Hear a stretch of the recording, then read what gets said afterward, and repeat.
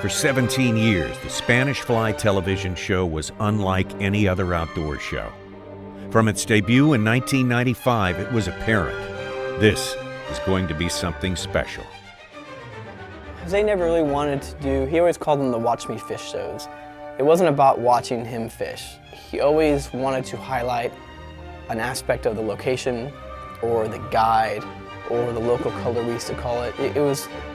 We might go somewhere because of a bite, but we'd leave telling many, many more stories. Well, his show was never really about 100% of catching a fish.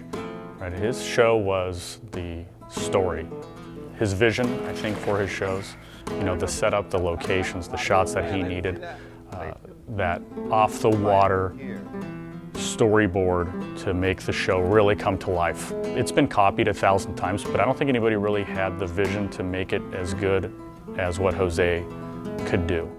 It was driven by his love of being a performer. When he was a guide, he was a performer. I mean, he was on stage all day long when he was in that skiff with customers. And he was a performer on his own show, whether it was swimming with the fish and filming underwater or sitting there giving information. I mean, his show was more an informational format. They see the plug skipping on the surface and they line it up and they come darting from way down deep, straight up, and they hit the plug. Sometimes they miss the plug. Sometimes they're aiming at the wake, you know, the little bubble trail behind the plug. And they'll come up past it and just skyrocket in the air. And that's, you know, so what if you don't catch them? I mean, that's half the fun right there. Earlier on, you know, he just took everything he learned in Key West and was able to really, he was so good at it that you could convey, you know, that story really well of how to blackfin tuna fish or how to kingfish or how to flatfish. Before Jose's show really became popular, most people's idea of saltwater fishing was trolling all day. You're sitting in a chair in the back of a big boat and it's rough and you got this big tackle and you're just trolling along. And Jose changed all of that. He fished out of center console boats that went fast, and it's not that that fishing wasn't going on, it's just it wasn't really widely known. The whole experience of catching 1 or 2 fish in a really visual, exciting way on light tackle is something that Jose brought to everyone. Yeah. Oh I'd say that was 2 very nice fish, or the same fish. Either way you look at it. There he is again. God, there he is again. I don't think I'll do that too close to the boat. I think he might get really angry with me. Okay, let's try that again.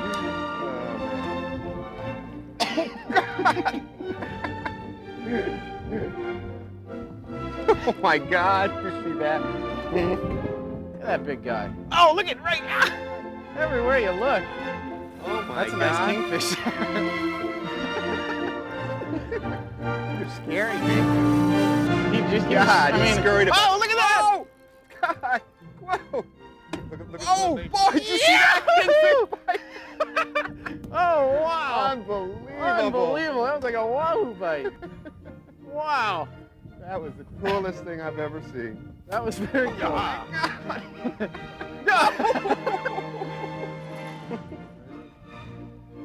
Oh, right there! Beautiful!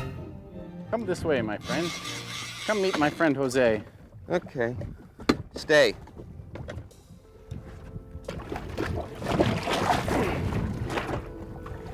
There's a nice fish.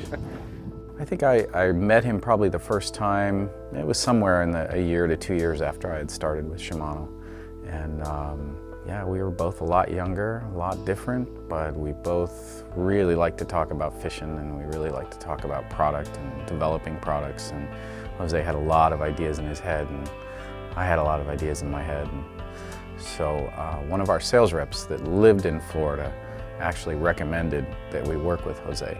So a couple of our people at the time had gone down and fished with him and got him some product, and kind of as I always like to joke, Jose said, well, what do you need me to do? And we said, well, try to break this stuff. And he said, well, I'm good at that.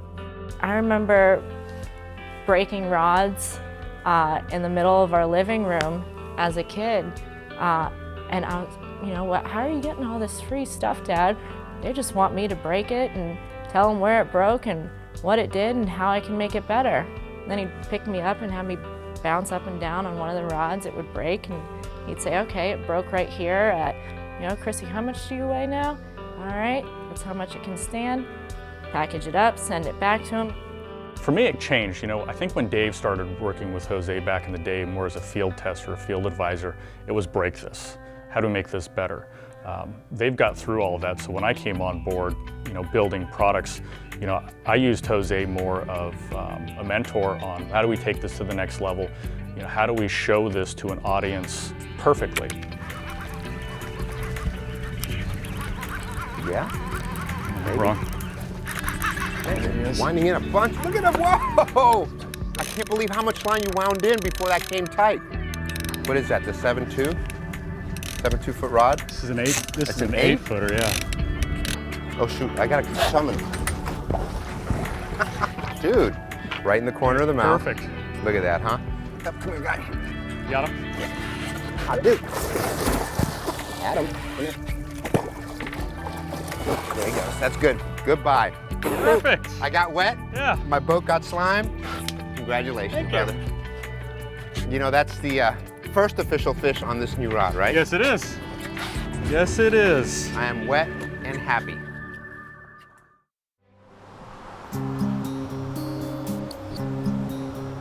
It's a little windy out, but you know, let's give it a shot. I think we brought enough tackle. Got it covered. Never, never enough tackle. See, look, we got room for one more Oh, yeah. right there, and maybe a couple more back here. Why, it's supposed to rain today? It might be, yeah. I saw on radar just a little while ago that might be have some stuff coming our way. That would cap it off perfectly for a Spanish fly shoot.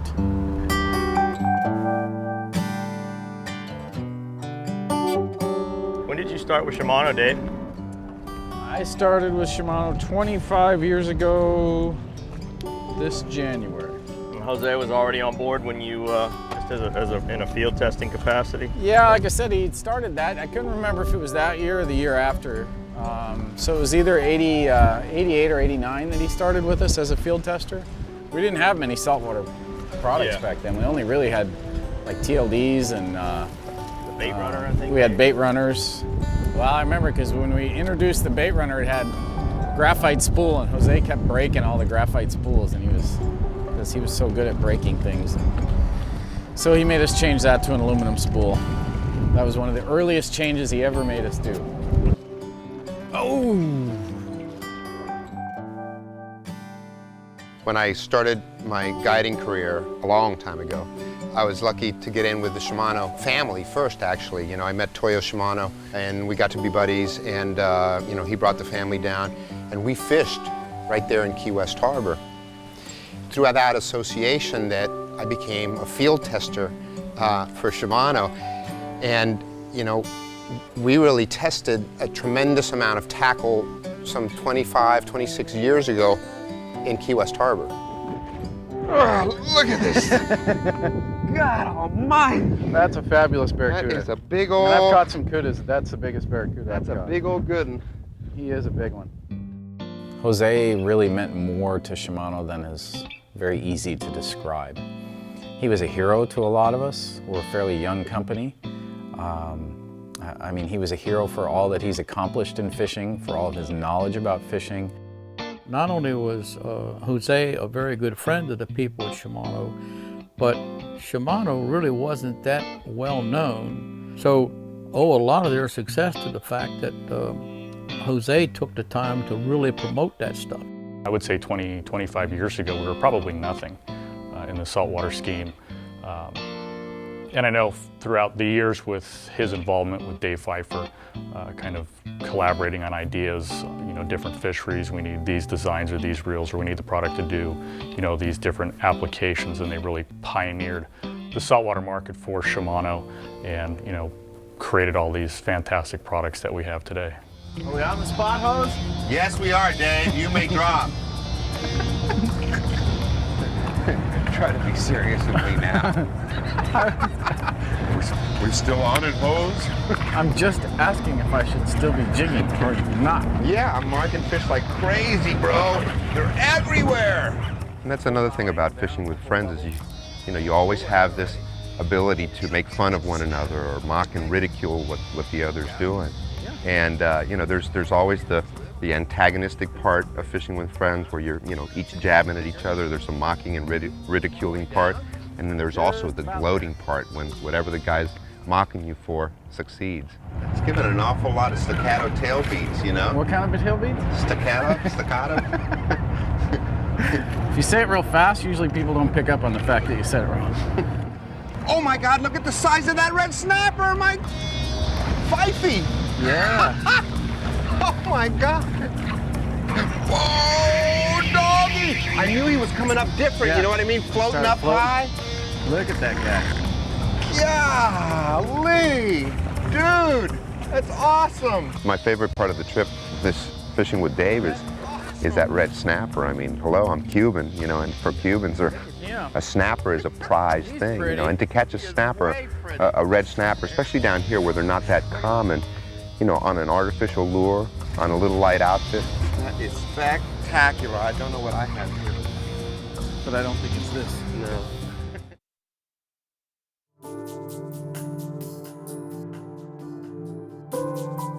I knew he was good. I can tell you the first time that I knew he was really good was when I moved to Maine.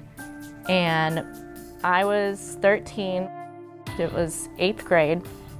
And by 3rd period, a couple of guys were running down the hall. Chrissy, Wejebe Bajobi. Chrissy, Wejebe, what? What do you? Your dad's the Spanish fly. And I'm just kind of like, it's my first day of school. I don't know you people, and how do you know my dad? Living in the Keys, it was, yeah, everybody knew him. Oh, Jose got a TV show. Oh, cool. You know, when I moved to Maine, I kind of got my first, like, oh, people do know him. People do watch fishing, and people liked him.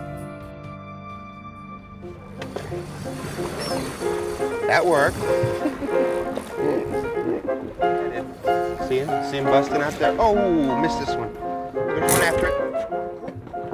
Look at him. You got him. Lift. One. Okay, let him run. Oh, he's still on there. You see that? You were winding it in. Those things came right up on the surface to grab it. Good God. Okay, let him run. Oh. Evil fish. Evil fish. Daddy! That's all right, that happens. That's my first one. You should see some of my clients. They go 10 in a row without catching one. Oh, there's your bite. Grab it, honey, grab it and whine. Whine. Okay, lift, good. Is this my rod or yours? That's your rod. Ha! It is. Some fishermen's habits are good habits, some fishermen's habits are bad habits. Kids, on the other hand, you know, are still relatively green into it, so, you know, you can teach them the right way to lift the rod and wind on the way down. You can teach them the right way to reel in the line before setting the hook. You can also teach them one of the most important things, I feel, is conservation. But I think if you instill in them a sense of how valuable that fish is alive as opposed to dead, you know, that's very rewarding for me again, you know, trying to show somebody of that age how important it is to be conservation-minded, because our kids are what's going to save our resources for the future. You know, it's not going to be us, it's going to be our kids. Rather plump. See, now that is what we call a plump mackerel. Good job, Chrissy. Thank you. Ew, I slimed you again, didn't I? You always have to do that? Well, it's kind of tradition, you know. Okay. Part of tradition is getting slimed. Oh, gross. We are in Cabo San Lucas, and Cabo San Lucas sits in the very tip of the Baja Peninsula. Cabo San Lucas is in Mexico. I was actually here about 20 years ago. It looks quite a bit different now, but it still maintains its natural beauty. Right here. Right here, he's coming right down the side of the boat. Right under the boat, guys. Yeah, I see he's lit too. Yeah. He's really lit. Quick. Oh, he doesn't like see a you. big Recast. wahoo. Oh, he's on you. Get your rod. He's on you. He's hurt. Your crease pull. He's on you. Yep. Okay, he's bit. Is he bit? You bit? You ready, Dave? There we go. Yeehaw! Yeehaw, we're on. Is You got him back there? Yeah, we're on. We got a fish going. There he is. goes. Nice All right. jump. There's the one. All right. Oh, yeah! I knew there was a marlin here. I got that one. He had no idea Mr. Shimano himself was after him. All right, Pfeiffer. Come down the side of the boat. Looks like you're starting to lift him, Dave. Not He's easy, challenging little the guy. mighty Jose.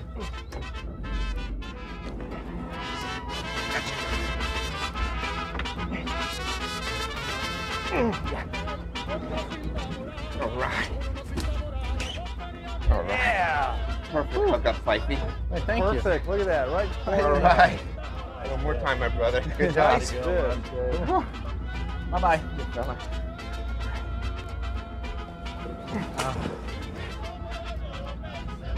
There he goes. Nicely done. Beautiful. All right. All right. Yeah. Pfeiffer, You get a bath? Marlin bath. I need a towel. You need a towel. I like this. I'm nice and dry. I expect you to get as wet for me next time. Maybe. Oh, big fish. Got him. Big fish, too. I'm going to get up there, Hose. Okay. I'm going to get between you and the patty before anything right, bad happens. That's a big fish. Do you see That him is a roll big on it? fish. I sure did. I was cranking it in, Pfeiffer, but he I bit. know. I've known Dave Pfeiffer for a long, long time, and it's interesting for me because 90% of our time together has been Dave has come over to the Keys or wherever. You know, we fished in different places too, but you know, he's usually come over to the Keys and he's fished in my boat where I'm the captain and I'm driving around and I'm saying, okay, you know, this is what we're gonna do. And so it was really a different gig to kind of come over here and we just kind of switched roles. You know, he was now the captain and I was kind of now the angler and stuff. And it was really funny because I got the chance to see him in his world, in his element, in his backyard where he really knows the fish. It kind of surprised me, you know, I wasn't expecting that. I got to say, of all the times I've fished with you, I've never heard you say, wow, something's happening. That was pretty good. That was pretty good. Cool.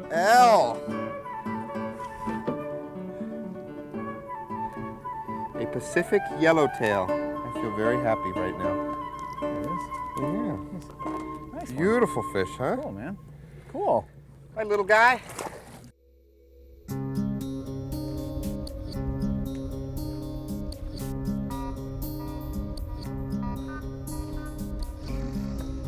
You know, every show was memorable in a different way, the ones down here. Because a lot of this was still new to me back when I was filming shows with him. I hadn't fished that much down here.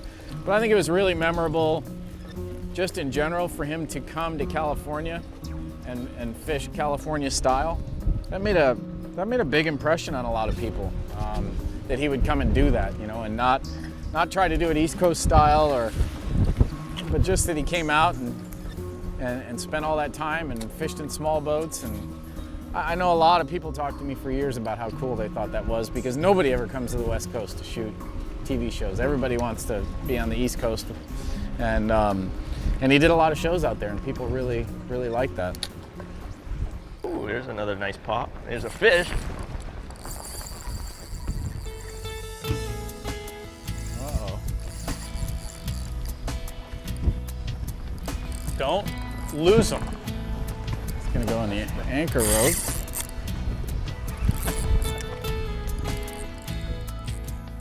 I have a feeling in here it's not gonna end well, whatever it is on my little gear here.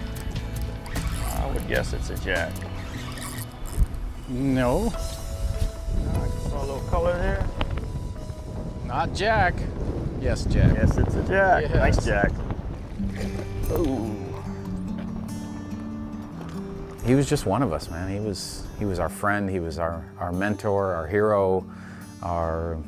He was just kind of a huge part of what we all did, and that's difficult to describe. I mean, it really is. What does Jose mean to me? Whenever I think about him, I smile. I think about all the silly, stupid things we did. I think about all the great times that we had.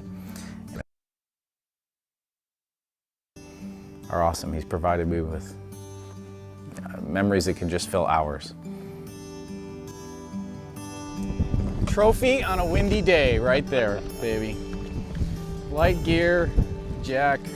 Those things save a lot of days. Bent pole is a happy pole, as Jose used to say. For me, it's fun because you're still going out there and you're getting a rod bent. You know, a bent pole is a beautiful thing. You know, just the fact that you were able to go up and have fun, you get a chance to see, you know, a lot of the different creatures that actually swim in these areas. And to me, that's what I consider a successful day, is to go out and just have a good time, catch a bunch of different species, and